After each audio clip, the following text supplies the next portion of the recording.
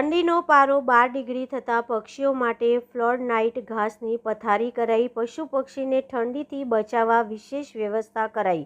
કમાટીબાગ પ્રાણી સંગ્રહાલયમાં બતકો માટે ઘાસનું ઘર બનાવાયું છે, જ્યારે સસલા માટે ફ્લોર લાઇટ લગાવાઈ છે।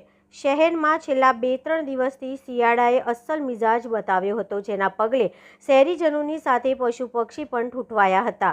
આ સંજોગોમાં કમાટીબાગ પ્રાણી સંગ્રહાલયમાં પશુ પક્ષીઓને ઠંડીથી બચાવવા માટે વિશેષ વ્યવસ્થા કરાઈ છે, જેમાં પક્ષી ઘરમાં સૂકા ઘાસની પથારી, ખાસ પ્રકારના ઘાસ અને ગ્રીન નેટની વ્યવસ્થા કરાઈ છે, જ્યારે પ્રાણી ઘરમાં વાંદરાઓના પિંજરાના પાછળના ભાગે ખુલ્લી જગ્યામાં તાપણું પણ મૂકવામાં આવ્યું છે, જેથી દરેક પિંજરામાં ગરમાટો રહે। ત્યારે માંસાહારી પ્રાણીના ખોરાકમાં પણ વધારો કરાયો છે, સાથે બતક, પોપટ, ચકલીઓ જેવા પક્ષી માટે પ્રાણી સંગ્રહાલય દ્વારા તેઓના રક્ષણ માટે વ્યવસ્થા ઊભી કરાઈ છે। બીજી તરફ પવનની દિશા નોર્થ વેસ્ટની થતાં ઠંડીમાં ઘટાડો થયો છે।